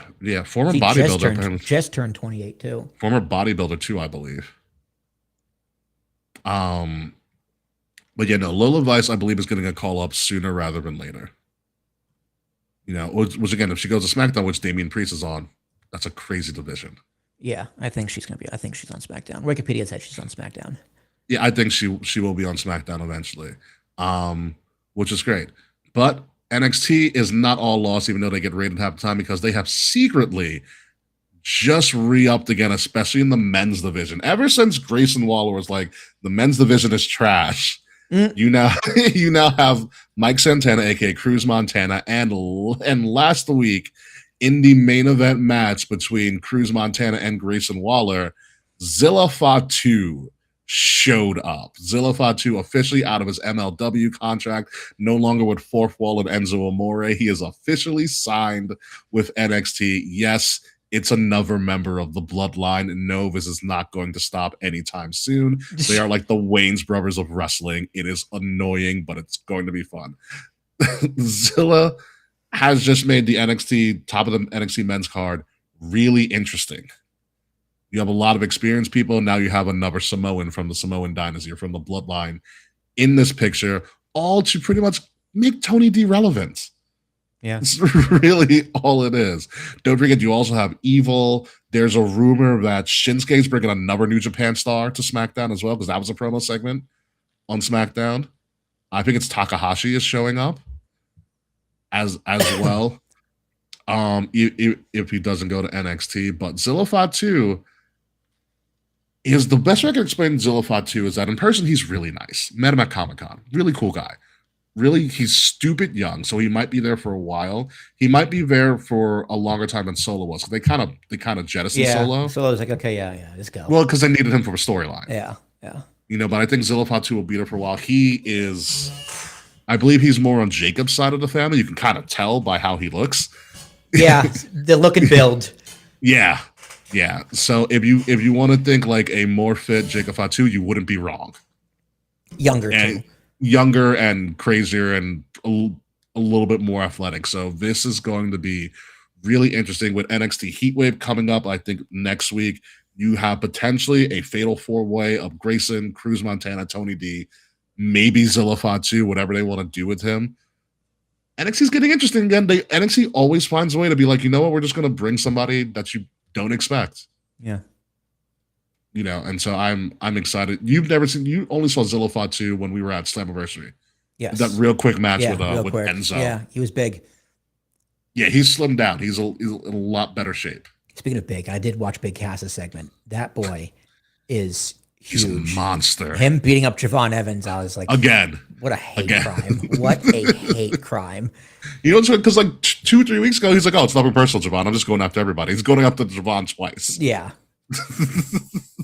I thought that segment was great.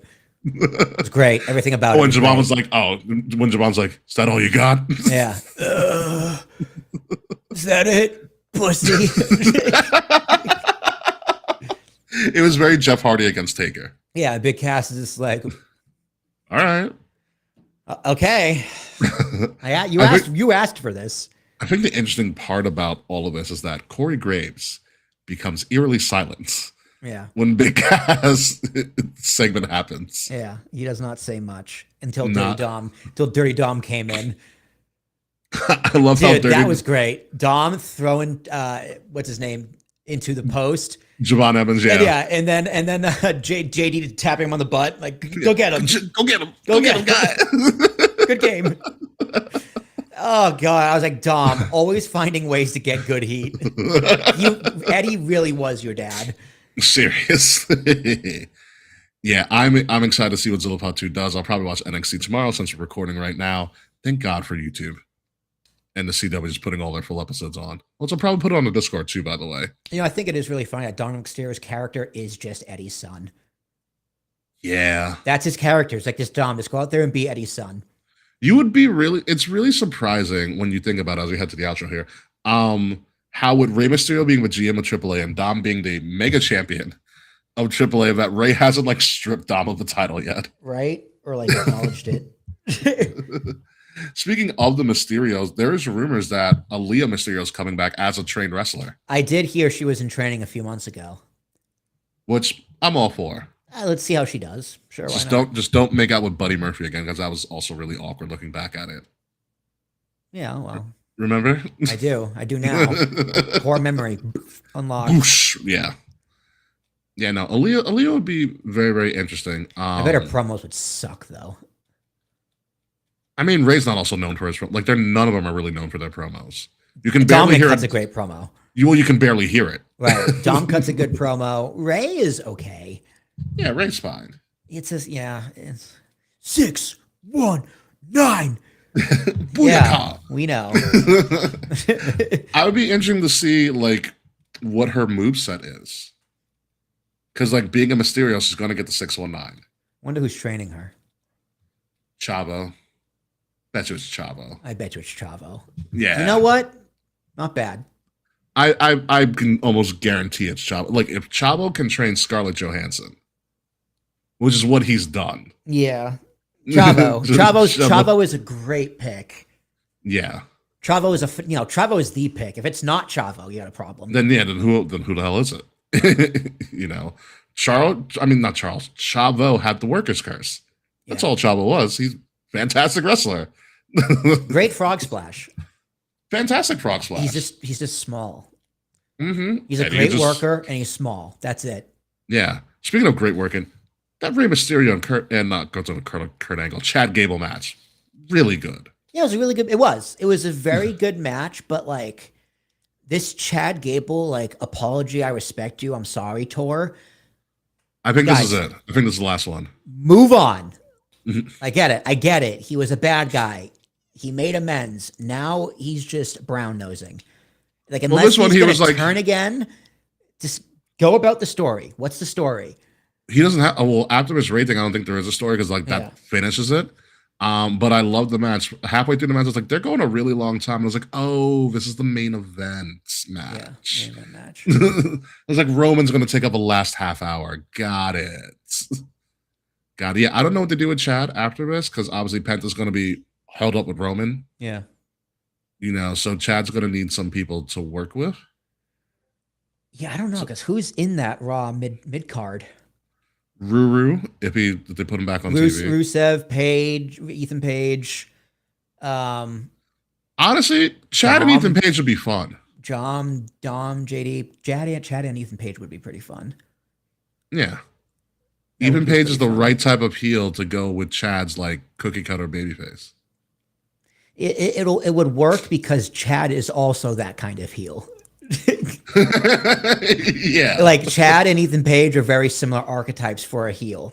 Mm-hmm. So I do want to see how Chad would like feud with a version of himself. Yeah. As a babyface. Yeah. It's also one thing I didn't point out before when we were talking about the Luchador tournament, even though they kind of waited before the tournament bracket came out. Why did we not put El Grande Americano against Roman or have him in the tournament and tease it? El Grande Americano. You know why? Because they gave it to Rey Fenix instead. Okay. Penta beats El Grande Americano because that's where it ends. That's where he loses because that's where Rey Fenix is going to lose. So they chose: do we want to go with the gimmick with the story we already finished, or do we want to go with the new story with the guy we've been ignoring for a long time? El Grande Americano is still the hottest luchador in AAA. I know, but they need to build up Rey Fenix, and that storyline on WWE television finished. Sorry, so you don't use El Gran Americano in the tournament against Roman. Again, I think that would sell tickets just because they're in Mexico City, and it would be ridiculous for all the right reasons. I mean, he's yeah. got to be featured on Raw. He's got to be featured on Mexico City Raw. I think you got to capitalize on it. Yeah, do something there. God, Yeah. oh my God, no! You have him interrupt a Chad Gable promo. Yes, yes, yes. That would be great. And then and do like a multi-man match or something like that with the Creed brothers who are. You know, still in I the wouldn't West. mind an El Grande Americano versus Chad Gable match Yes, absolutely, for the IC title for the IC title in Mexico City. in Mexico. Yeah. Bruh. Bruh. Chad eats that pin, bro. Oh no. Chad's winning. Chad gets the revenge. Oh man, that would be a wild Raw. If it happens in like a couple of weeks, remember where you heard it here first. Folks. Yeah, dude, book that shit. That would be amazing. Yeah, Chad. Yeah, you know what? Because Adam Pearce will be like, "We're in Mexico City. Let's fun. do it." Yeah. Yeah, I don't Let's know get what spicy. And he'd say something stupid like that.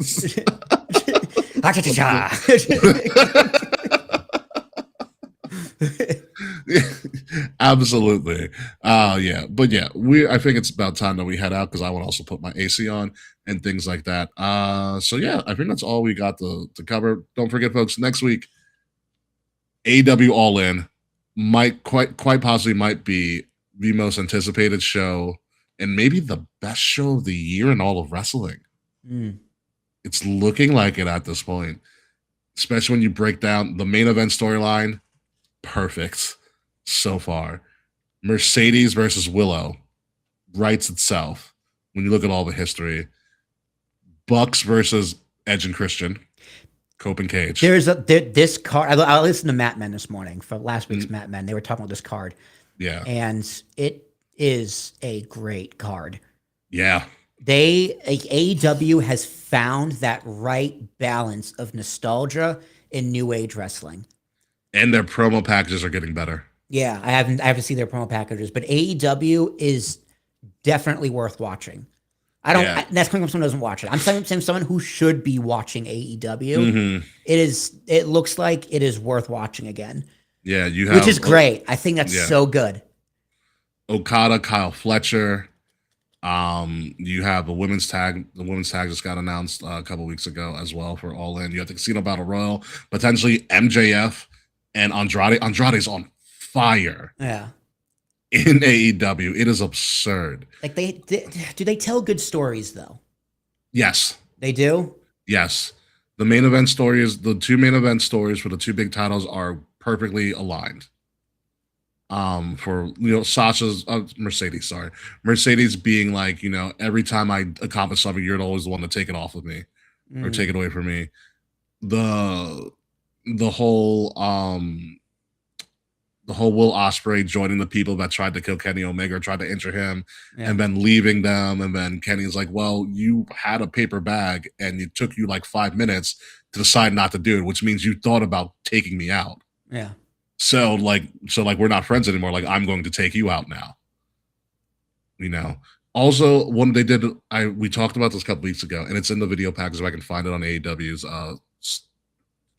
like social media, because they played it on Dynamite a couple weeks ago. Was they were doing like the initial big promo, and it got so Kenny Omega slapped Will Ospreay mid promo. I was like, oh, okay. But it was exactly what they needed. And then you have Cope and Cage versus the Young Bucks in essentially a once in a lifetime meetup. And you don't know the New Day could show up. You already have Motor City Machine Guns, and like I'm thinking New Day at Wembley. Yes, of course. Yeah, totally. New Day at Wembley. This is going to be a big Swerve just came back. Yeah. They're Hangman's in the picture. They're leveling up. They're leveling up in every single way. Yeah, and with it sounds like the psychology is there. Yeah, and with Jermaine saying this might be the last All In at Wembley, which means All In could return to the States. Yeah, which I'm very happy about because I wanted to go to Texas because those tickets were really dirt cheap. Yeah, which means they're confident they can sell out a decent stadium in the States. I think with they their can. fan base. I think they. can. I do think they could too. Like if they were close, like if for some reason, no, not MetLife. If they were No, like, not yet. if they were Yeah. like, if they did like, what's like a small baseball stadium? Pittsburgh. Pittsburgh, maybe Pittsburgh. I'd travel to Pittsburgh. I hear Pittsburgh's really nice. Pittsburgh is far, but It is very far, yeah. I would make that drive and stay for a weekend because I also heard Pittsburgh is dope. And I'd be Yeah. like, maybe we can catch a Pirates game and do a big 1-2 combo, like exactly. Or if it's in the fall or whatever, it's like, hey, like maybe like the Ravens play at one. That's Baltimore. Maybe the Steelers. The Steelers. Oh god, yeah, the Steelers. Maybe maybe the Steelers play at 1 on Sunday. And we just catch the game and drive home. Like that doesn't sound too bad. The Pirates game would be cheaper. But Of course it would, but hopefully Paul Skeens is pitching. yeah, no, I'm confident all in. We're going to talk about that. NXT Heatwave, I believe, is next week as well, so we're going to talk about that as well. So with that being said, we're going to have to start preparing for all of this after the show. So let's take this show off air right now so we can start preparing for next week. Ladies and gentlemen, you have been listening to Kings of the Rings podcast, episode number 452. Thank you for this title to Quan. Whose bloodline is it anyways? I have been your host, King Ricky Rose. You can find me at Ambassador Biggs across all social media outlets, BIGZ Ambassador Biggs. Follow Kings of the Rings podcast at KOTR_podcast across all social media outlets. Like, share, subscribe.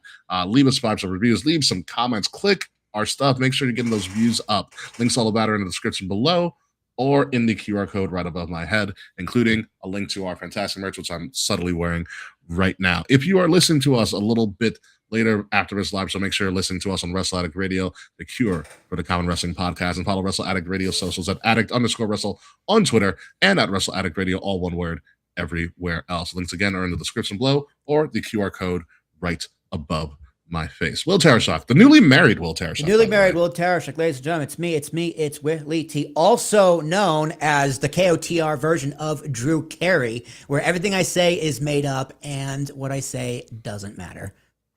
Yeah, okay, that's fine. Yeah. I still like the unseasoned one myself. The unseasoned one is great, but if the show title is Whose Bloodline Is It Anyway? That's true. I would have to be Drew Carey. Who else would I be? I'm the guy who presses buttons. Yeah, that's true. Would that make me like Wayne Brady? I'm the guy who presses buttons. I literally am Drew Carey. Does that make me Wayne Brady then? Yeah. Yeah, that's fine. I work with that. I mean, that's never an insult. No, it's never an insult at all. I would love to be Wayne Brady, and Whose Line Is It Anyway? I almost went to one of his panels at Comic-Con last year, but I missed it for some reason. God, I love Wayne Brady. I still watch Whose Line and love Whose Line. He's also the host of Let's Make a Deal. Yes, he is. Did you ever see the Whose Line with Robin Williams? I might have. Find it, because it's like season 2, maybe. It's incredible. Him, Colin, and Wayne, and Ryan, and Robin Williams. That's absurd. It is ridiculous. It is so ridiculous. Like, I want to see the full, 3-hour taping. Oh my God. I would kill to be on a Whose Line set. Yeah. My God. Anywho, folks, we're going to get out of here. When we come back next week, we are going all in with a very special guest or two, or who knows how many guests we'll have. We're going to talk about a little bit of NXT Heatwave. It's going to be a very, very big show next week, so stay tuned for all about and all the shenanigans. Plus, Will and I can still beat Kay this year. There's still a lot of time left. Not me. Tapping out. John Cena. With a smile on your face. Yeah, a smile on my face. Okay, I hope you enjoyed the bucket hat. And also, by the way, real quick, before we get out of here, this show is officially going to debut on Kay's birthday, so happy birthday, Kay. Happy birthday, Kay. Hopefully you enjoyed your bucket hat that you got at the Mets game. You and all 7 people there at the game. Hell yeah. Folks, until next week, goodbye, good night. We will see you soon. And fuck you, Slack. Yeah. See you next week, folks. We're going all in. This has been a Wrestle Addict Radio branded podcast. I hope Kay gets to see that pitcher on the Mets who does a celebration every time he strikes someone out. God, I watch that guy and I go, this is exactly what baseball needs. It is just enough stupid to the point That's where what- it's 'cause it's the Mets. Like if he was doing It's this the on like the Mets. Diamondbacks, you gotta go. What are you doing? What are you doing? But it's the Mets, and it's like It's you the guys Mets. got Grimace, Mrs. Met, and the guy who jumps when he strikes someone out. He does like a Also, Hall of Famer Mr. Met now. Didn't Mr. Met get into the mascot Hall of Fame? who? Mr. Met. Mr. Met is in the Hall of Fame. Mm-hmm. That's funny.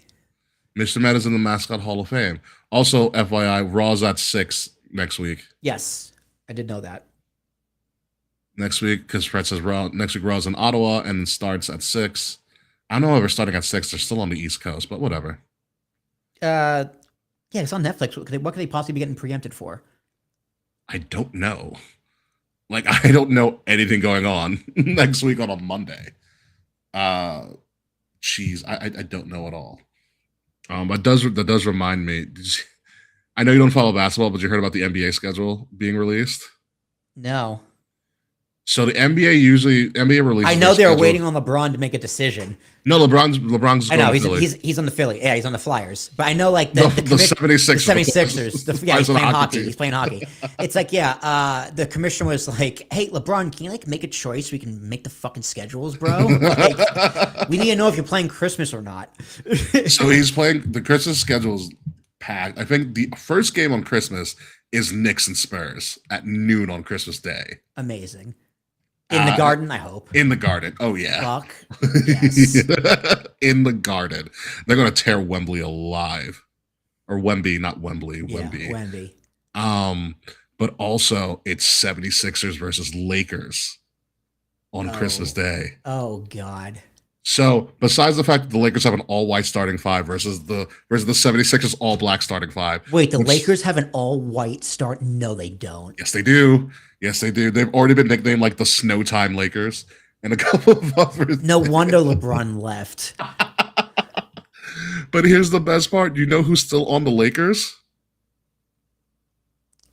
Oh God. Not the guy with the Doncic is still on the Lakers. Luka's now the star of the Lakers. No, LeBron's son is still on the Lakers. Oh fuck! I forgot Bronny's still on the Lakers. Like he left his son Bronny. Yeah. So that means Christmas Day we get Bronny versus LeBron. Bronny's not going to play. I want LeBron to dunk on his son so hard. God, that is hilarious. That LeBron just completely fucked over his kid's career forever. LeBron was like, "Hey, I want to play with you, like in like a few season games, and before I retire." And his son just goes, "Okay, what's that going to cost me?" LeBron just goes, "Everything, everything. Your career is over because you shouldn't even be there to begin with. You should be in the D leagues. He should have stayed in college. You should have stayed in college." So do you want to play? And he's like, Okay. "Yeah, oh, yeah, I guess." Yeah, I don't even care for LeBron like that, but I will see him. I want to see father versus son in an NBA court. Yeah. You know why? Because you're Never going to see it again. never before, never again. Yeah, This is yeah. a professional game of father-son basketball. On national TV. Okay. Like Griffey played against his dad. Griffey Jr. They didn't know they played against each other. With each other against same team, whatever, but they played at the same time. They played with each other. I know that. Baseball, it can happen. It's rare, but it can happen. Yeah. Basketball, not a goddamn chance in hell. Yeah, not at all. Not at all. And I want to see, I want the whole floor to clear out for one possession. Just a one-on-one. One-on-one. Yeah. I want to just watch. Refs too. Like instead of call your own fouls. How long is halftime? Halftime's about 10 to 15 minutes. About 15. Great. It's a 15-minute pickup game, father versus son. That's the halftime show.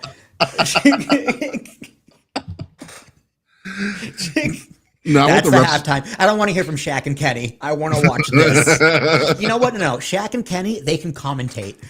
Nah, Shaq and Charles Barkley. Shaq and Charles Barkley can do play-by-play.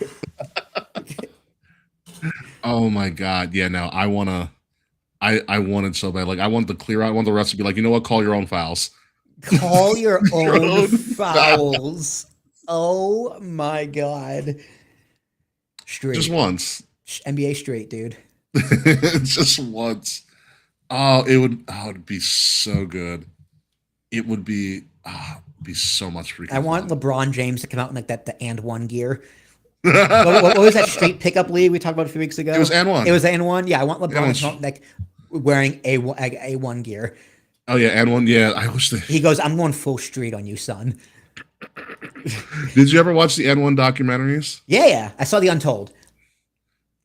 Okay, yeah, the Untold's fine because ESPN did a 30 for 30 on them. It's pretty Yeah. much the same thing. Yeah.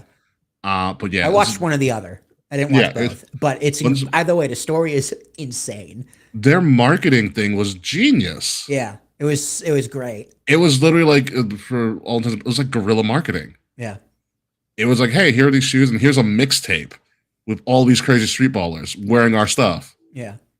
It literally blew up through the mixtape culture. Mixtape culture. It's like same with 50 Cent. You know, he was a mixtape selling yeah. mixtape guys on a street in New York until someone noticed him. Which happened to be Eminem. It's pretty much what happened. Who was famous through fucking battle rap until Dre found him. Until Dre found him. Yep. There was a whole Netflix documentary about like Jimmy Iovine and like the connection. Yeah, I did. I watched that one. That one's crazy. Yeah. Like it's a small world. There was one. I think it was like the history of hip hop. Something like that. It was like yeah. a mini series on Netflix talking about Cool and the Gang, Big Daddy Kane, like Bronx rap. Up until like they did an episode on like Kanye and Lupe as like producers. Yeah. And dude, I mean, Lupe. I've loved Lupe since high school. He's probably one of the most underappreciated producers ever. And just as an artist, he's a genius. Yeah. But Kanye is just one of the greatest beat producers. Kanye is of all time. Savant. He's nuts. Literally nuts, but he's a savant. It doesn't make sense how good his music is. I've seen Lupe. Lupe is the only person I've seen multiple times in concert, and I don't go to concerts. Yeah. I saw him freshman year in downtown Baltimore. I saw him sophomore year at Loyola College in Maryland, which is right down this block from Towson. And then he came to Towson like my senior year. Yeah. And did a performance. The first one I saw was the best. Because have you listened to like original Lupe, like the Cool and like Food and Liquor One? No. Lupe. What is Food and Liquor One? Is that that was the name of the album. It was called Food and Liquor. Food and Liquor. It's the one that has where he samples the Beatles. Oh my God! Stop it. He sampled Daydream. He sampled Daydream and had Jill Scott. Food and Liquor is the first one. Jay-Z's on that album too. No, Jay-Z does a quick verse. So the first one he did, the first album that made him famous was called Food and Liquor. The second one he did was called The Cool. That's the one that blew up. That's the one with Superstar on it. I'm offline. Come on, Spotify. Stop being stupid. Food and Liquor. Yeah. Lupe, there's a song on Food and Liquor called Gotcha, which is produced by the Neptunes, which means produced by Pharrell. He raps a whole half a verse about soap. And it's amazing. Dude, Pharrell's another one Pharrell's also a musical genius. Insanely talented with his musical ability. I don't know how people have that kind of mind. Like Eminem is also like a genius just with how he writes and how he rhymes and how he spits his bars. But he's just like, I don't want your talent, bro. Your talent scares me. Yeah, no, Lupe is crazy. So Lupe also was a big mixtape guy. Kick and Push was on. Okay, I have Kick Push. Yeah, Kick Push. Kick Push. That was the one that blew him up. Pressure. Also, yeah. Pressure's Jay-Z. So funny. You want to hear? What was it? Touch the Sky. Yeah.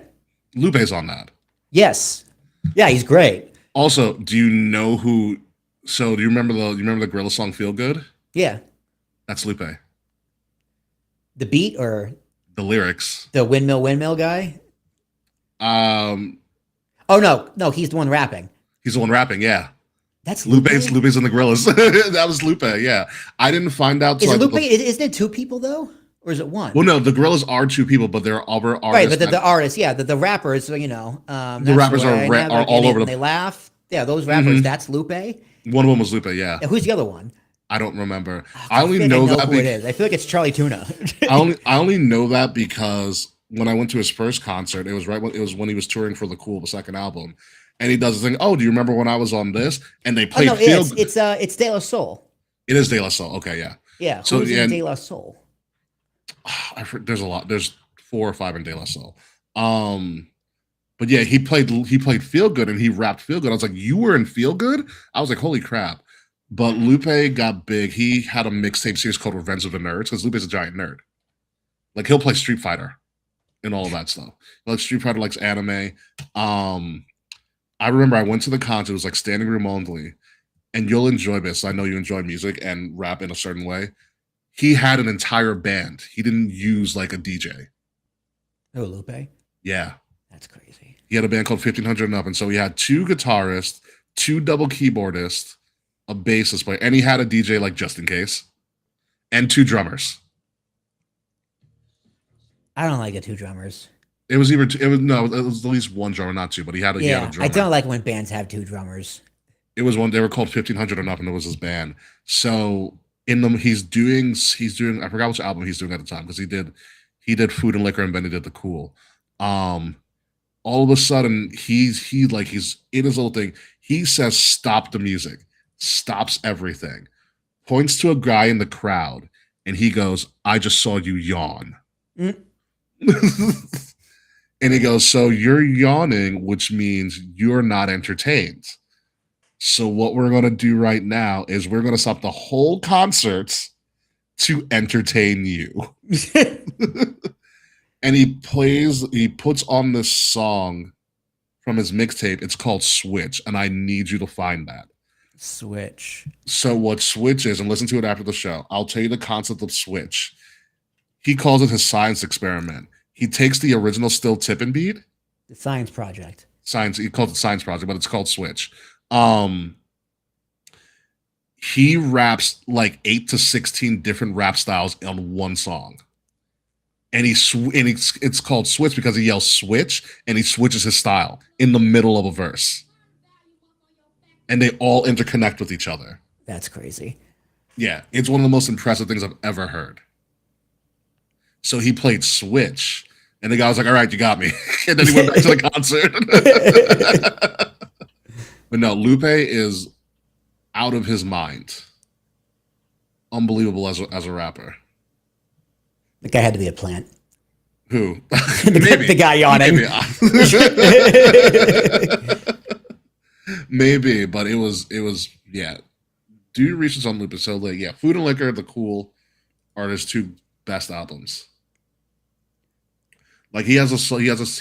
I can tell Lupe forever. He has a song on The Cool called Little Weapon, where he talks about video game violence.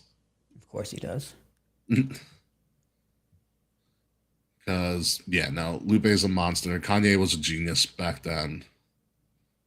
Like Lupe's so good a rapper. Lupe's one of those rappers you don't mess with. Yeah. Like you let him be. You let him do whatever he wants.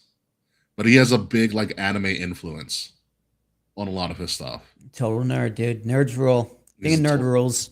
Yeah. They're secretly the coolest people ever if you get to know them. Yeah. Or if they apply their nerddom correctly. That's very, very correct. But yeah, listen to Switch when you get a chance and then tell me what you think. Okay. Yeah, Switch is I found them. I found them both. I found him doing the Feel Good Inc. too. Mm-hmm. Yeah, no choice. Anyway, it's time to get out of here, folks. So I can put on my AC and chill the fuck out for the rest. I gotta return a phone call. Someone called me earlier, but I was doing the show and whatnot. All right, so we'll see you guys next week. Later, everybody. Toodles.